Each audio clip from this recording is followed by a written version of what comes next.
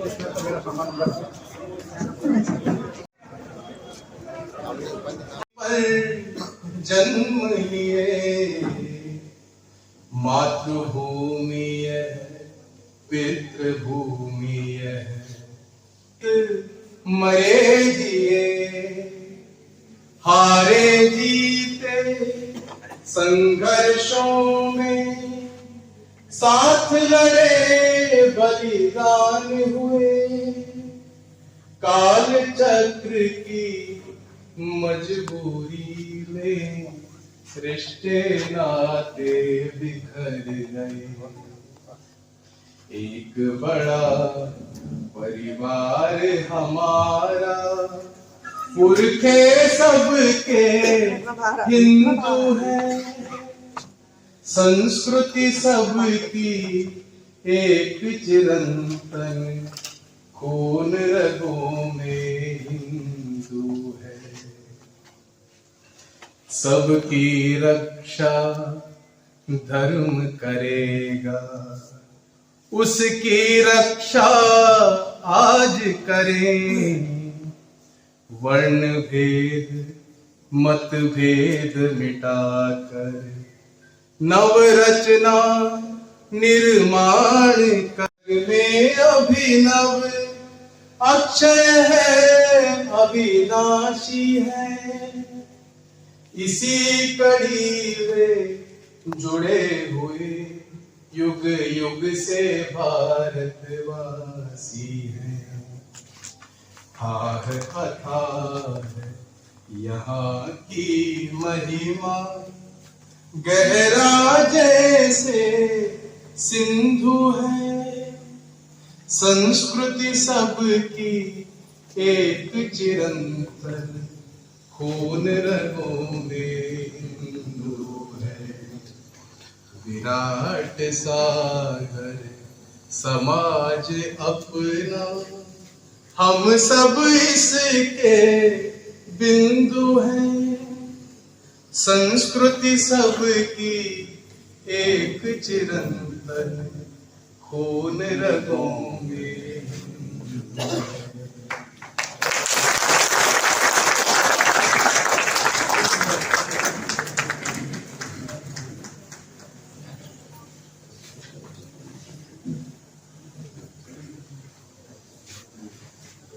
धर्म जागरण समन्वय संस्कृति आयाम के द्वारा आज इस गोष्ठी का आयोजन किया गया है। उसी निमित्त यहाँ पर मंच पर विराजमान आदरणीय के पाठक साहब इस महाविद्यालय के संस्कृति के संबंध में हमारी विरासत के संबंध में अनेक बातें आई है, लेकिन ऐसे भ्रम भी लगातार चलते रहे। We are nation in the making, यानी हम राष्ट्र बनने जा रहे हैं। तो 47 से पहले क्या थे? हम तो अखंड भारत के पुजारी हैं। तो अंग्रेजों ने अपने देश के अंदर और परंपरा से इन सबका हमारे घरों के अंदर और सहज किसी भी बाधा के बिना आवागमन रहता था। और इसलिए आज व्यवसाय ये करते हैं तो उनका भी रहता है। सफाई कर्मचारी आएगा ही आएगा, धोबी आएगा ही आएगा, बाल कटाने जाएंगे ही जाएंगे।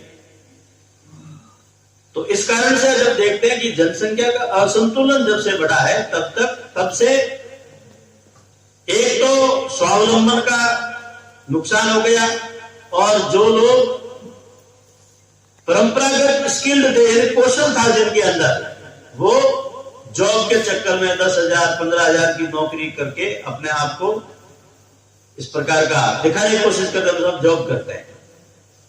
तो आंतरिक सुरक्षा हमारी खतरे में आ गई, आर्थिक तंत्र हमारा, और उस दृष्टि से हम देखते हैं तो खतरे में आ गया, लोकतंत्र खतरे में आ गया।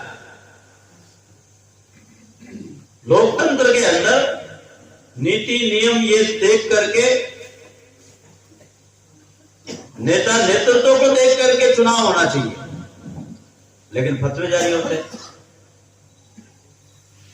वोट बैंक खड़े किए जाते हैं। फिर आप क्या कर लोगे? आपके सिद्धांत, आपका दर्शन, आपका चिंतन, आपके धर्म ग्रंथ, आपके 33 करोड़ देवी देवता, ये विचार उनको नहीं करना है। उनके विरुद्ध हमको कुछ भी अभियान चलाने की आवश्यकता नहीं। ये है धर्म के प्रति आस्था को दृढ़ करने के लिए धर्म जागरण विभाग है। और आप ऐसे सभी श्रीमंत लोग यहां पर बैठे हुए हैं, वास्तुविद के रूप में, ज्योतिषाचार्य के रूप में, पूज्य संत महात्मा, श्रेष्ठ कथावाचक, जिन पर समाज अंधा विश्वास करता है। तो एक अपेक्षा रखी गई कि हम सब मिलकर के इन विषयों को अपने एजेंडे में मिला सकते हैं क्या। ये करते समय ये जरूर ध्यान रखें कि हम हिंदू हैं।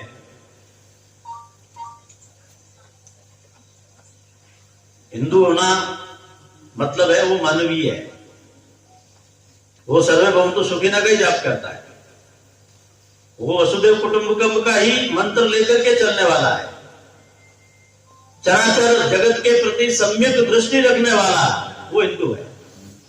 इसलिए किसी का अहित नहीं करते। अभी आप इतने सारे लव जिहाद वगैरह के बारे में बता रहे थे, लेकिन मैं ये सोच रहा था कोई तो खड़ा होकर ये बोलेगा कि मैंने किसी मुस्लिम लड़की की हिंदू लड़के से विवाह करा दिया। हाँ, एक हाथ खड़े हुए पीछे, बहुत अच्छा है। दो तीन तो जो ऐसी सारी परिस्थितियां बनती जा रही है, लव जिहाद की इतनी सारी घटनाएं हो रही है, किसको दोष देंगे? जैसे हम बोलते हैं गाय हमारी माता है, गाय को काटो मत, गाय बूचर का नहीं जानी चाहिए। प्रश्न खड़ा होता, छोड़ता कौन है? मुसलमान तो रखता नहीं है, रखता तो हिंदू ही है। तो माँ है तो छोड़ो मत। यदि ये बात कोई कहता है तो बुरा मत मानो। वो 5 साल पहले बोला ना, ऐसे कुछ समाज का माहौल खराब करना तो गुंडे, तो पूरे देश भर में प्रधानमंत्री ने गोरक्षकों को गुंडा कह दिया, गुंडा कह दिया, ऐसा एक माहौल बनाया गया। अभी सप्ताह पहले का वीडियो देख लिया ना, वो पीएमओ के अंदर गाय रखते हैं। तो कोई अनास्था, ऐसी अश्रद्धा नहीं है। बात यह है, भाव यह है कि हम वैसा बनते हैं क्या, या अपने समाज को ऐसा बनने के लिए हम प्रेरणा देते हैं क्या। इसलिए आज आवश्यकता है कि बहुत बड़े और हमारे जिसको फॉलोअर्स कह सकते हैं वो रहते हैं, हमारे प्रति आस्था रखते हैं, श्रद्धा रखते हैं, भक्त है, और उस विश्वास से वो जब जी रहे हैं। तो मैं ये नहीं कहता कि कोई चीटिंग करें हम किसी के साथ में भी, लेकिन जो सत्य का पक्ष है वो हमको इस दृष्टि से सबके सामने और रखना पड़ेगा। तो ये जो असंतुलन इस प्रकार का हो रहा है, आप जनगणना के आंकड़े देख करके उसकी चर्चा करते हैं, आने वाले 10 साल बाद में फिर आबादी कैसी रहेगी उसको लेकर के चर्चा करते हैं, लेकिन इसमें जागृति लाने की आवश्यकता है। तो भिन्न भिन्न प्रकार की परियोजनाओं के माध्यम से धर्म जागरण विभाग और धर्म के प्रति आस्था को दृढ़ करते हुए एक आग्रह करता है कि जो चले गए उनको वापस लाओ। अब कई बार हिंदू राष्ट्र की बात आती है तो लोग प्रश्न करते हैं मुसलमानों को क्या होगा? कुछ भी नहीं होगा। हमारे यहां पर अरब का एक भी मुसलमान नहीं है, सब बोलते हैं 1% भी नहीं मिलेगा। सभी हमारे अंदर से ही कन्वर्ट होकर के हिंदुओं से ही, सनातन से ही मुसलमान बने हुए हैं। इसलिए जो जिस बिरादरी के हैं वो आज भी उनको पता है। धर्म जागरण समन्वय विभाग ने एक वंशावली करके एक आयाम शुरू किया, जो हमारे वंश लेखक है राव, जागा, भिन्न भिन्न प्रकार के नामों से उनको बुलाते हैं। तो उनकी बहियों के अंदर ये सब लिखा हुआ है कि कायम सिंह किस समय मुसलमान बने, आज ये सारे कायम खानी है।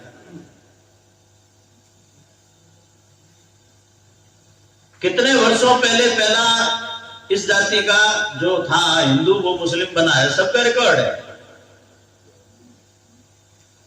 उधर से भी हम प्रयत्न कर रहे हैं तो आने को भी तैयार है, लेकिन वो अधिकार मानते हैं। हमारे साथ रोटी बेटी का रिश्ता करेंगे क्या? तो अभी हम उस दृष्टि से मानसिक रूप से तैयार नहीं है।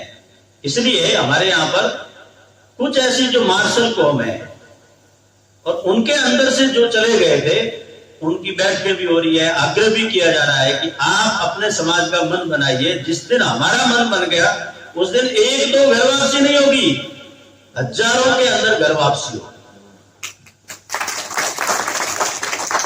और मैं आपको विश्वास दिलाना चाहता हूं कि भले वो गिलहरी जैसा ही प्रयास क्यों ना होगा, लेकिन धर्म जागरण के द्वारा आज देश के अंदर हजारों की घर वापसी प्रारंभ हो चुकी है। अपने राजस्थान में भी हो रही है। इसलिए कई बार वो जो तिलमिलाहट, वो जो चिल्लाहट, वो आरोप प्रत्यारोप जो हो रहे हैं, उसके कारण ये भी है क्योंकि अभी तक तो बेटी बचाने में लगे हुए थे, अब हम बहू लाना भी शुरू किया है। इस कारण से ये चिल्ला है। लेकिन धर्म जागरण के 4 लोग कर देंगे ऐसा होता नहीं है। और जब आज 75 वर्ष का स्वाधीनता का अमृत महोत्सव मना लिया और एक हमको स्वप्न दिखाया कि 2047 यानी 100 वर्ष जब अमृत स्वाधीनता को हो जाएंगे तब भारत कैसा हो, तो उसको 25 वर्षों को अमृत काल कहा है। वो अमृत काल में यदि परिवर्तन लाना है तो शासन से, सत्ता से, कुछ दलों से, कुछ पार्टियों से, कुछ संस्थाओं और संगठनों से नहीं हो सकता। विराट समाज के साथ जुड़ने के कारण से वो परिवर्तन आएगा। उसके लक्षण तो दिखते हैं लेकिन परिवर्तन की गति बढ़नी चाहिए। अब परिवर्तन गति तो अपनी अपनी भूमिका होती है। मैं क्या कर सकता हूं? किसी भी आप व्यक्ति को पूछेंगे साहब मैं तो अकेला हूं, मैं क्या कर सकता हूं? तो हम ही अकेले कर रहे हैं ऐसा नहीं है। अनेक ऐसे महापुरुषों के उदाहरण हमारे सामने आते हैं। स्वामी शब्दानंद जी से लेकर लक्ष्मणानंद जी तक गाड़ी रुकी नहीं है, निरंतर चल रही है। आर्य समाज में भी यह प्रयत्न प्रारंभ हुआ। आप महात्मा गांधी जी का स्टेटमेंट देख लीजिए धर्म जागरण के प्रति, संदर्भ के साथ में लिखित में आपको मिलेगी बार पुस्तक है, खरीदना जरूर। लोकमान्य तिलक ने क्या कहा था? ऐसे अनेक श्रेष्ठ विद्वानों ने, उन्होंने यहां तक कहा था कि वास्तव में लोभ लालच से डरा धमका करके और यदि किसी का धर्म परिवर्तन किया जाता है, मत परिवर्तन करवाया जाता है, तो ऐसे लोगों को भारत छोड़ देना चाहिए। गांधी जी ने कहा है। इसका मतलब संविधान के विरुद्ध ये बात नहीं है। तो हमारे श्रेष्ठ महापुरुषों ने हर समय, हर परिस्थिति के अंदर और ये सारे प्रयत्न किए हैं। आज हम कितने करते हैं? यदि हम नहीं करेंगे तो कल कैसा देखना चाहते हैं? आने वाली अपनी पीढ़ियों को कैसा भारत देना चाहते हैं? अभी G20 जब हुआ तो उसमें वसुधैव कुटुंबकम ये स्लोगन था, ध्येय वाक्य था।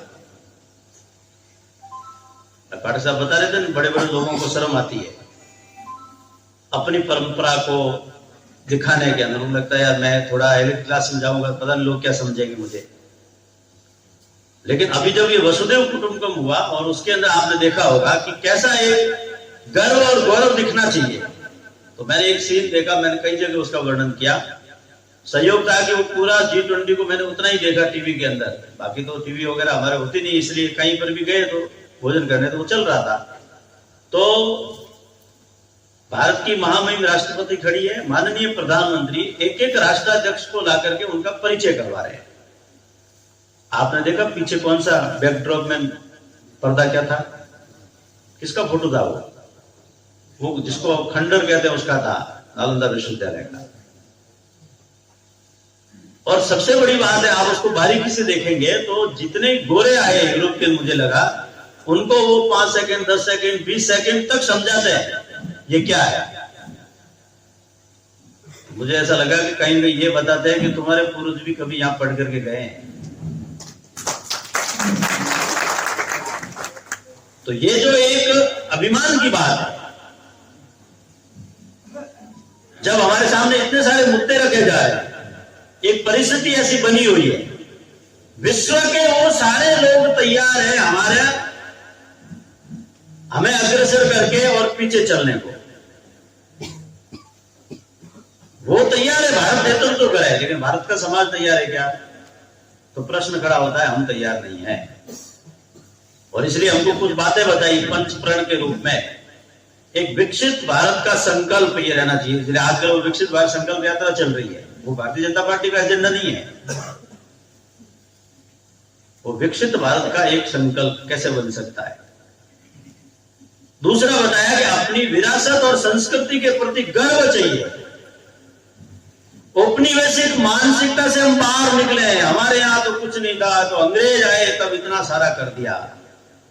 थोड़ा पीछे जाके पढ़ भी लो, अंग्रेज आए तब हम कैसे थे, और अंग्रेजों ने हमारी जो दुर्दशा की है, आज उसको हर मन से बोलने की आवश्यकता है।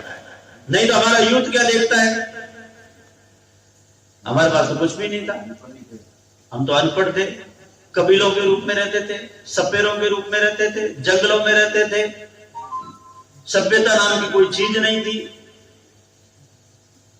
कर्म कांड, पूजा पाठ, सब चीजों को हमने धर्म से, अरे इसके अंदर विज्ञान था। हमारी शिक्षा, हमारे केंद्र, हमारे धर्म संस्कृति को नष्ट भ्रष्ट कर दिया। इसलिए जीवन जीने के लिए अनेक उपक्रम करने पड़े। इसलिए हमने हर चीज को उस समय धर्म के साथ जोड़ा। उसके पीछे का विज्ञान आज प्रकट रूप से सामने लाने की आवश्यकता है। चौथी बात बताई कि देश की एकता, समाज की एकात्मता, इसके लिए हम काम करते हैं क्या? सामाजिक सद्भाव, सामाजिक समरसता, सभी महापुरुषों के प्रति समान दृष्टि। वो जन्मे होंगे किसी जाति के अंदर, लेकिन काम एक जाति का नहीं किया है, सबके लिए काम किया। तो सबके आदर्श होने चाहिए। एक महापुरुष किसी एक जाति ही पूजेगी, ये कहां से आया? लेकिन ये भी चल रहा है। कौन चला रहा है? तो इस प्रकार की राजनीतिक विरासत को ढोकर के चलने वाले लोगों ने इस प्रकार का भारतीय लोकतंत्र का एक धुंधला चेहरा बना दिया है। हम महापुरुषों को बांटते जा रहे हैं, हमको सावधान सतर्क रहना पड़ेगा। एक बात और बताई है कि 75 वर्षों के बाद में भी हमको नागरिक शिष्टाचार नहीं आता। नियम पालन, शासन नियम बनाता है, पालन कौन करेगा? समाज करेगा। समाज उन नियमों का पालन करे, चाहे वो सामान्य बिल्कुल एकदम ट्रैफिक नियम होंगे या सार्वजनिक संपत्ति का उपयोग का विषय होगा।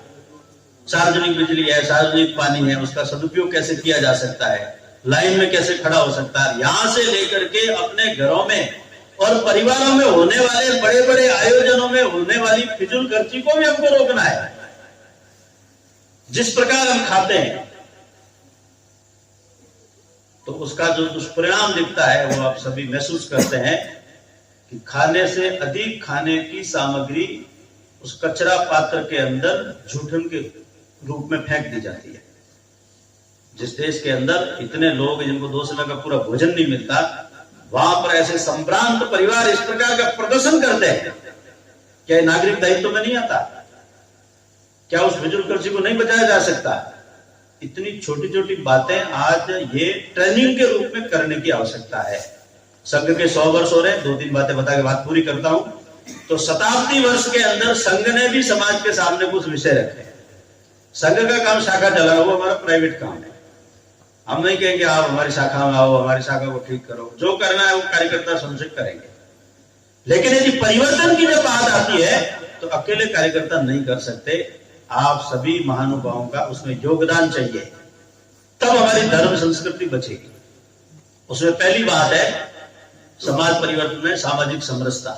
बहुत ज्यादा चर्चा नहीं करना चाहता, 2-3 उदाहरण यहां पर आ गए हैं। उसकी आज दशा क्या है? आज नगरीय क्षेत्र में किसी एक बड़े मंदिर का उदाहरण देकर के हम बच नहीं सकते, क्योंकि हम गांव में घूमते हैं। आज भी ग्रामीण क्षेत्र का वैसा ही परिदृश्य है, मंदिर में प्रवेश नहीं होता। आज भेदभाव, छुआछूत विद्यमान है। इसलिए समाज के बड़े लोगों को पहल करनी पड़ेगी। हमारे यहां पर एक उदाहरण दिया जाता है कि ताली एक हाथ से नहीं बजती, दोनों हाथों से बजती। माना कि कोई व्यक्ति कुएं में गिर गया, गड्ढे में गिर गया, वो चिल्ला रहा है, ऊपर एक खड़ा देख रहा है, वही कह रहा है यार तुम भी प्रयास करो ऊपर उठने का, बाहर निकलने का। तब तक तीसरा व्यक्ति आ जाता है और वो कहता है यार जो अंदर है उसको कहता तू ऊपर उठ, और जो ऊपर खड़ा उसको कहेगा नीचे झुक। तो वो ऊपर वाला जैसे ही झुकता है, नीचे वाला जैसे ही उड़ता है तो उसको बाहर निकाल देता है। आज ये आवश्यकता है।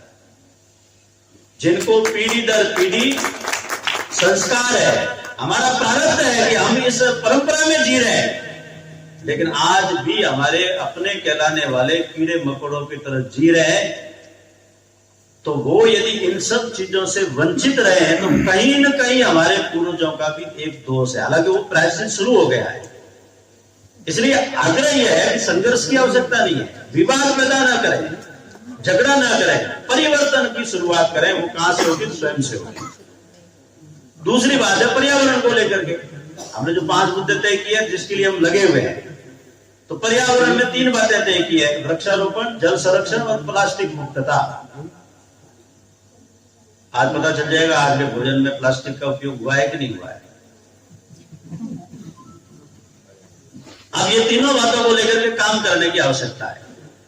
एक सामान्य परंपरा है कि हमारे सत्संग चालक थे माननीय सुदर्शन जी, बड़े कार्यक्रम में भोजन वितरण सामूहिक होता है संघ में, तो खड़े होकर के डांट लगाते थे, आधी गिलास लो, पीने के पानी का पूरा गिलास क्यों भर करके देना?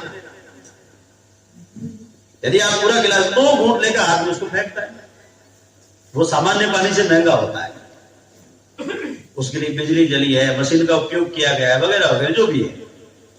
इसलिए घर में यदि कोई मेहमान आता है तो आप आधी गिलास दीजिए, पास में भरी हुई बोतल रखो स्टील की, या जग भर के रख दीजिए, और लेना तो और ले लेगा। आप सब अपना अनुभव देखिए, हमारे यहाँ पर दिन में यदि 4-5 मेहमान आते हैं तो कितना पानी हम फेंकते हैं। बहुत छोटी बात है, लेकिन सिखाने की बात है। तीसरी बात है स्वदेशी। तो स्वदेशी का संबंध एक तो है वस्तु और दूसरा है स्व। तो स्व को लेकर के हम कुछ कर रहे हैं क्या?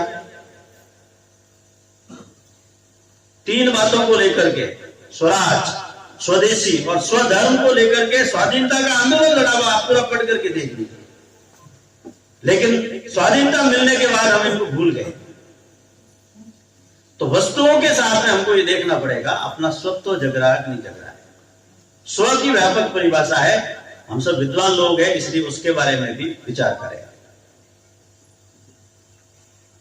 और चौथी बात है वो जो नागरिक अनुशासन कर्तव्य कॉमन है दोनों जगह, उधर पंच प्रण है, इधर पंच परिवर्तन है। लेकिन इन सबका उपाय क्या है? तो वो 5वां और सबसे महत्वपूर्ण काम है, उसको आजकल हमने कहा है कुटुंब प्रबोधन, परिवार प्रबोधन।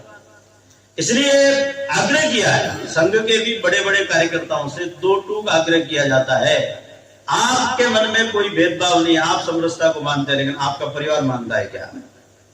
अब यहां से शुरुआत हुई है। आप 40 साल से समझे गए, 50 साल से समझे गए, हम इतने वर्षों से कथाएं करते हैं, प्रवचन देते हैं, भाषण देते हैं, लेकिन अपने यहां पर क्या है? तो परिवार में कैसे आए? तो झगड़ा नहीं करना। तो बड़ी एक अच्छी गतिविधि तैयार की, जैसे धर्म जागरण एक गतिविधि, ऐसे 6 गतिविधियां, उसमें एक है कुटुंब प्रबोधन। इतना सरल उसमें उपाय बताए हैं कि सप्ताह में एक बार, 15 दिन में एक बार, यदि आपको साप्ताहिक ज्यादा लगे तो परिवार के सभी सदस्य साथ में बैठो। बड़े बुजुर्ग से लेकर के दूध पीता हुआ बच्चा भी मां की गोद में चाहिए, उसको कहा है गृह सभा, कुटुंब प्रबोधन। अपना जो भी इष्ट है उसका पूजा पाठ संकीर्तन कुछ भी करिए, आप जिसको भी मान लें। हर सप्ताह एक विषय कोई न कोई जोड़ा जाए। छोटे छोटे विषय आते हैं, जैसे स्वदेशी क्या है, समरसता क्यों आवश्यक है, 2 महापुरुषों का परिचय बता दिया, अतिथि सत्कार कैसे होना चाहिए, हम जल कैसे बचा सकते हैं, तुलसी को क्यों माता मानते हैं, इसके पीछे विज्ञान क्या है, गाय को क्यों रोटी देनी चाहिए, जन्मदिन मनाने के लिए क्यों केक नहीं काटना, क्यों आपको मंदिर में जाना चाहिए, क्यों किसी ऐसी झुग्गी बस्ती में जाके मिठाई बांटनी, यानी वो देना भी सीखना चाहिए, नहीं तो वो लेने ही लेने के चक्कर में पड़ जाता है।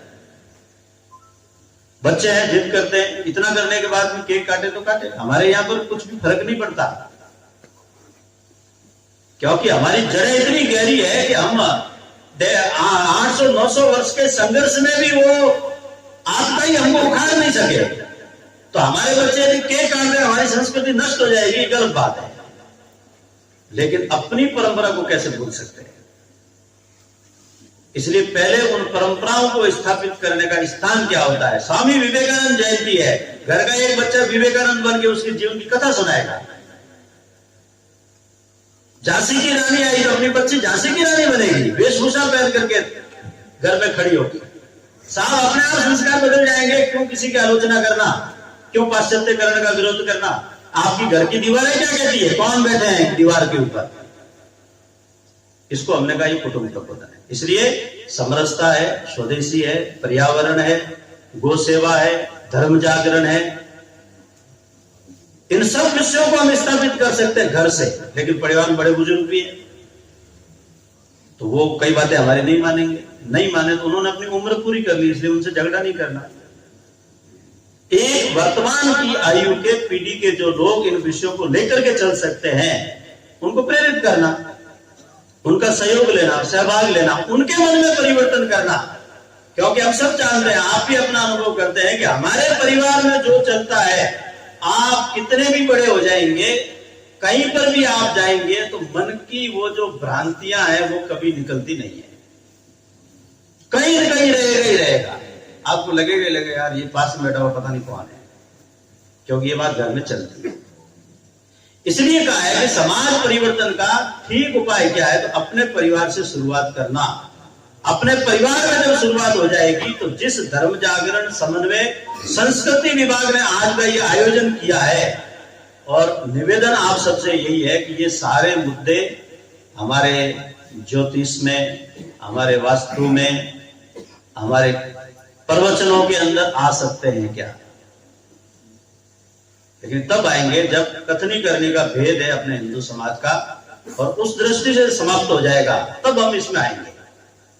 हम जिस तेज गति से बढ़ते हैं, तो उसी दृष्टि से जब हम देखेंगे तो आजकल एक सोशल मीडिया का शब्द है नैरेटिव। नए नए प्रकार के नैरेटिव खड़े किए जा रहे हैं। विस्तारवादी चर्च, ईसाई, इवेंजलिकल ऐसा बोलते हैं, रेडिकल इस्लाम, कल्चरल मार्क्सिज्म, इन्होंने मिलकर के नई एक शब्द रचना, एक व्यू रचना खड़ी की है। एक शब्द आया फेमिनिज्म, एक शब्द आया इस बार विजय रश्मि के भाषण पढ़ना और सरसंघ जाल वोकिज्म उन्होंने बोला, तो अनेक मीडिया वालों ने उसके ऊपर लेख लेके परिचर्चा हुई कि आरएसएस का प्रमुख नया शब्द कहां से ले आए। यानी परंपरा के विरुद्ध में विद्रोह खड़ा करना। क्यों चरण स्पर्श करना, क्यों माला फेरना, क्यों तिलक लगाना, क्यों मांग भरना, क्यों पति परमेश्वर बोलना? ये क्या है? ये फेमिनिज्म या वोकिज्म जो शब्द आए हैं, उनकी परिभाषा इसके अंतर्गत की है। इसलिए हमारे जितने भी प्रीमियर स्टूडेंट है, यानी उच्च शिक्षा के संस्थान है, बड़े बड़े विश्वविद्यालयों के कैंपस है, वहां सब ये पढ़ाई, इसको कहा है कल्चरल मार्क्सिज्म। और इसलिए ये जो नैरेटिव नया खड़ा किया जा रहा है, इससे यदि लड़ना है तो स्व की परिभाषा करनी पड़ेगी, भारत की अवधारणा रखनी पड़ेगी, और युगानुकूल हिंदुत्व समझाना पड़ेगा, जो पाठक साहब ने हमारे सामने रखा है। हम पहले भी कट्टरपंथी नहीं थे, आज भी नहीं है साहब। किसी भी कीमत पे हमको कट्टरपंथी मत कहिए। हम जब हिंदू की बात करते हैं तो संपूर्ण विश्व के कल्याण करने वाले, हम कट्टरपंथी कैसे हो सकते हैं? ये जब यूपीएस सेकंड के समय और भगवा आतंकवाद का जब मुद्दा चला, हिंदू भी आतंकवादी हो सकता है, तो सरसंघ चालक जी से किसी ने प्रश्न किया, उनका उत्तर था, उन्होंने कहा कि एक भी हिंदू, जो हिंदू है वो कभी भी आतंकवादी नहीं हो सकता, और जो आतंकवादी है वो हिंदू नहीं हो सकता। तो हम कट्टरपंथी कैसे हो गए? हम तो सबका कल्याण करने वाले लोग हैं। इसलिए अपने वर्तमान जो युवा पीढ़ी है, जो हमारा यूथ है, वो हमसे प्रश्न करता है, उनको युगानुकूल हिंदुत्व समझाना पड़ेगा। और इसलिए हमारा भी एक इकोसिस्टम बने सोशल मीडिया के अंदर, हमें भी अच्छा कंटेंट मिलना चाहिए। तो अपने वीएसके के द्वारा कुछ इस प्रकार के समाजों के समूह बनाए हुए, व्हाट्सएप मैसेंजर के रूप में हम उपयोग करें। अब ये फेसबुक वगैरह, ट्विटर, ये फालतू की बातें हैं, इनमें कुछ ज्यादा पड़ा नहीं है। मैसेंजर का उपयोग करें, और उनके द्वारा जो अच्छी सामग्री आती है, शुद्ध वैज्ञानिक और देश काल परिस्थिति के अनुसार जो सकारात्मक है वो हम आगे से आगे शेयर करें। कोई लेख लिख रहा है, कोई डिबेट में भाग ले रहा है, कोई पोस्टर कर रहा है, कोई छोटे वीडियो दे रहा है, ये जब सब मिलकर के इस प्रकार का जब करेंगे, कई गोष्ठियां हो रही है, इसको कहते हैं इकोसिस्टम। आज आवश्यकता है ये कल्चरल मार्क्सिज्म में इन्होंने अपना इकोसिस्टम बना दिया, हमको अपना इकोसिस्टम बनाना पड़ेगा। और इसलिए जो हमसे प्रश्न करते हैं हम हिंदू नहीं है, वो इस इकोसिस्टम के कारण से है, नैरेटिव के कारण से है।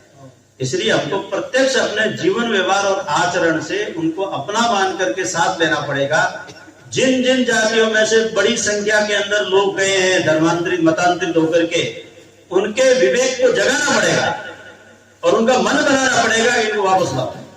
जिस दिन समाज ने यह स्वीकार्यता प्रारंभ कर ली, इसलिए पूज्य संत महात्मा, विद्वान लोग, कथावाचक इस दिशा के अंदर हम प्रेरित यदि समाज को करते हैं, हर मंच से जब इस प्रकार का एक वातावरण बनना खड़ा हो जाएगा तो आप कल्पना नहीं कर सकते कि उस समय सैकड़ों हजार नहीं लाखों लोगों की घर वापसी होगी। इसलिए प्रश्न समाप्त हो जाएगा कि हिंदू राष्ट्र भारत के अंदर मुसलमानों को क्या होगा। यहाँ सब प्रकार के मत परंपराएं पहले से रहती है, वो भी रहेंगे, लेकिन अपना सब कुछ छोड़ करके और हम नहीं जी सकते। भगवान श्री कृष्ण ने गीता में भी कहा है, स्वधर्म निद्रम श्रेयम पर धर्मो भयावह। अपने धर्म में मरना भी श्रेष्ठ है, दूसरे का धर्म है वो भय देने वाला है। इसलिए अपने धर्म के प्रति आस्था को दृढ़ करने के भिन्न भिन्न आधुनिक वैज्ञानिक तरीकों का उपयोग करते हुए समाज को यदि हम आगे बढ़ाते हैं तो निश्चित रूप से आने वाला कल हमारा होगा। हमको भी एक संतोष होगा कि इस वर्तमान देश काल की परिस्थिति के अंदर जब इतना बड़ा परिवर्तन आया तो मेरी भी ये भूमिका थी। एक श्लोक है के बात पूरी करता हूं। संस्कृत का एक श्लोक है, स्वदेशे पतिते कष्टे दूरस्था लोकयन्ति नैव च प्रतिकुर्वन्ति ते नराः शत्रुनन्दना। जब राष्ट्र संकट में पड़ा और जो लोग दूर खड़े देखते रहते हैं और प्रतिकार का कोई प्रयत्न नहीं करते, उनको कहा है वो शत्रुओं को आनंदित करने वाले होते हैं। हम वो लोग नहीं है। इसलिए अपनी एक भूमिका को समझते हुए हम सब आगे बढ़े। आप सबका बहुत बहुत आभार, धन्यवाद। जय राम, जय जय श्री राम। भगवान राम के मंदिर की प्राण प्रतिष्ठा की बहुत बहुत शुभकामनाएं, बधाइयां, धन्यवाद। बहुत बहुत आभार भाई साहब, आपने बहुत सारगर्भित शब्दों में हम सबको विषय रखा हम सबके बीच में। और निश्चित रूप से यहाँ बैठा हुआ जो ऑडियंस, आप सब पधारे सब लोग, आप उस परंपरा के लोग हैं जिसने इस भारत को भारत बनाए रखने में कई पीढ़ियां आप लोगों को खप गई।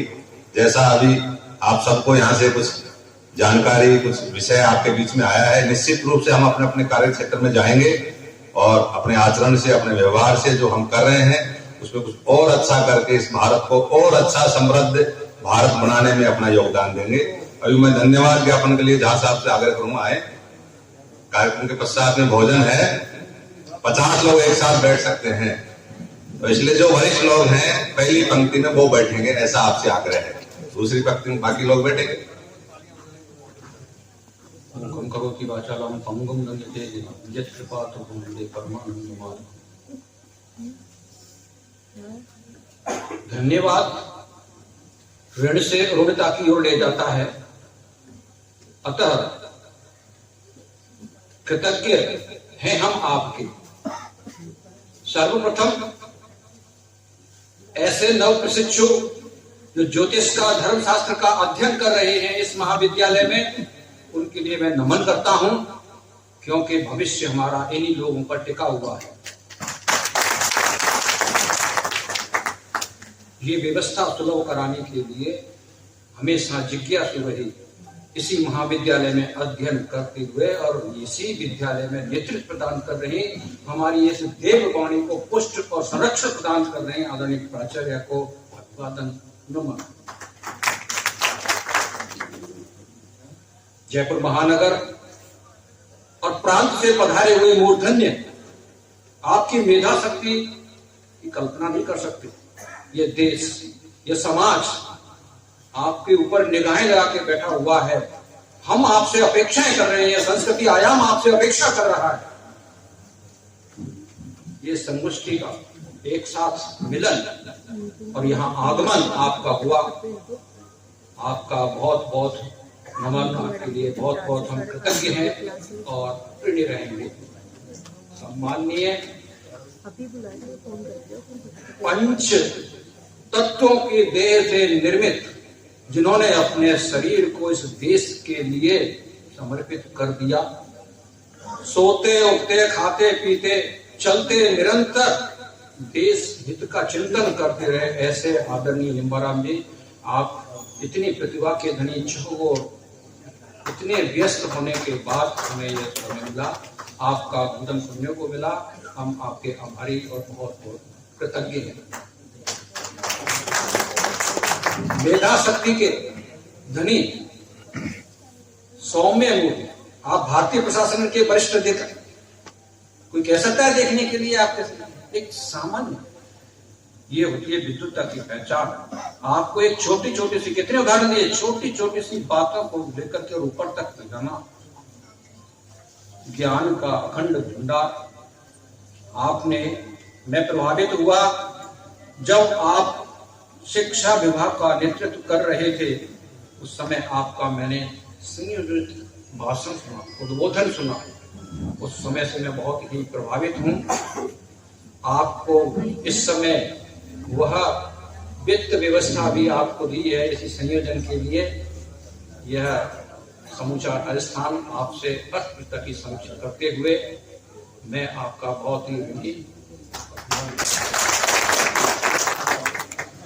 हमारे धर्म जागरण की दिशा देने वाले प्रांत संयोजक माननीय अशोक जी, जिनकी प्रेरणा से यह कार्य हम संपन्न कर पा रहे हैं, आपके लिए बहुत बहुत धन्यवाद।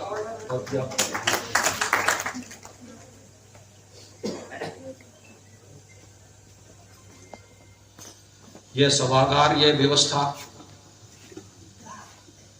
हमें उपलब्ध कराई आदरणीय प्राचार्य जी का धन्यवाद तो क्या आदर करना, यह हमें स्मरणीय और अनुकरणीय रहेगा। ऐसा परोक्ष अपरोक्ष रूप से हमारे अल्पाहार की व्यवस्थाएं सहयोग करने में, भोजन की व्यवस्था करने में सहयोग दिया है, उनके लिए बहुत बहुत नमन। जो भी यहाँ प्रेस से भी हों, उनके लिए भी बहुत ही समाज में इस प्रकार की मुख्य बातें पहुंचे, ऐसी मेरी कामना है। आप सब लोगों के लिए बहुत बहुत धन्यवाद। आप पधारे, ये संस्कृति आयाम आपके आभारी है, धन्यवाद तो नहीं दे सकता।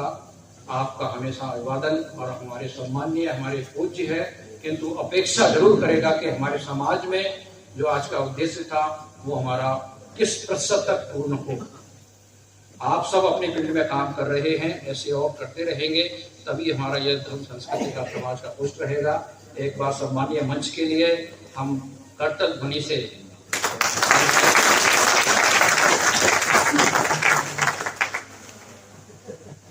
अभी बाहर सब लोग भोजन करके प्रसादी करके जाएंगे। आप लोगों का आप पधारे, बहुत बहुत आभार। भारत माता की जय, वंदे जय जय श्री राम, जय श्री राम। भारत माता की जय।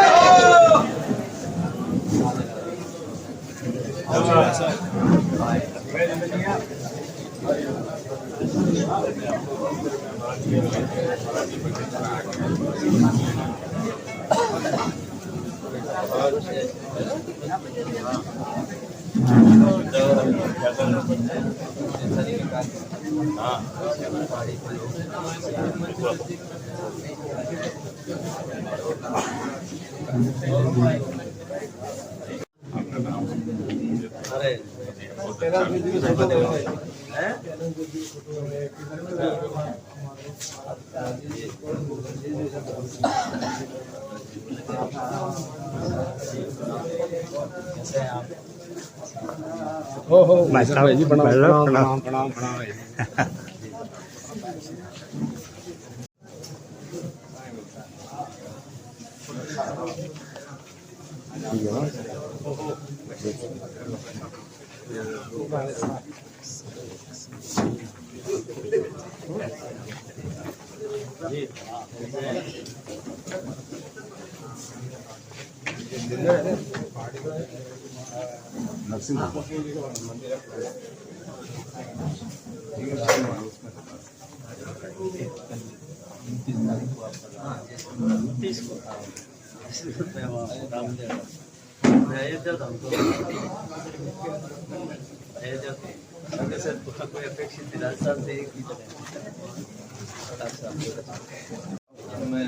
मैं भोजन कर नहीं सकता अभी मेरा काम नहीं तो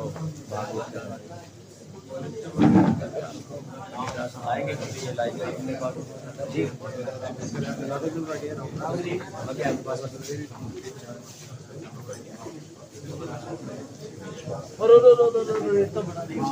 जी नहीं सर, आपने हमारे हृदय बिंदु का विशेष चुना इसके लिए आपका आभार व्यक्त कर रहे हैं।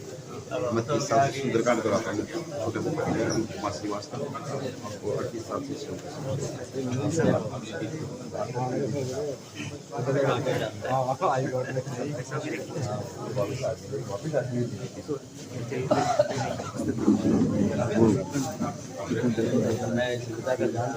नहीं इसमें भारतीय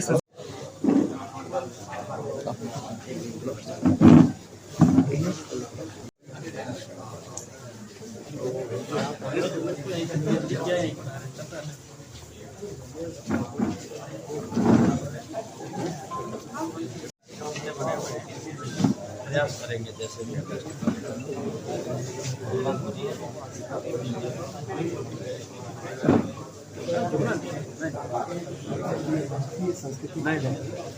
संघ में प्रचारकों के लिए नहीं करता साधु संघ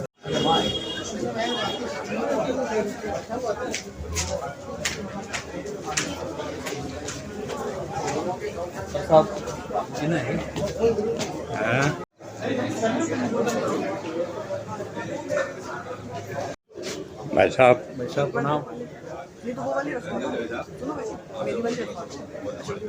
तो अभी करते तो सब दुनिया की हो जहाँ भेजना वहाँ नहीं भेजते एक बार व्यवस्था देख भोजन इधर लगवाने क्या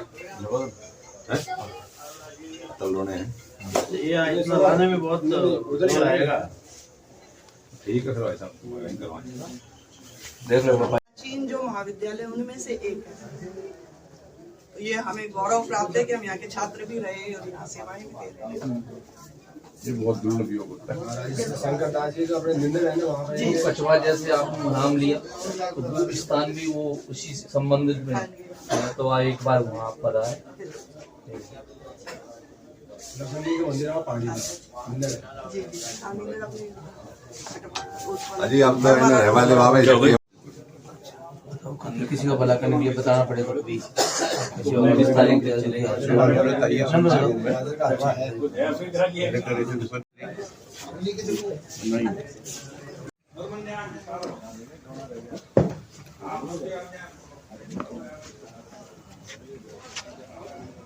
आपको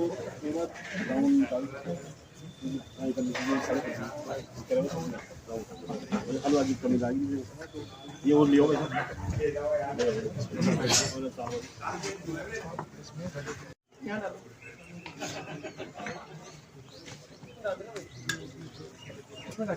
चलिए नहीं मारा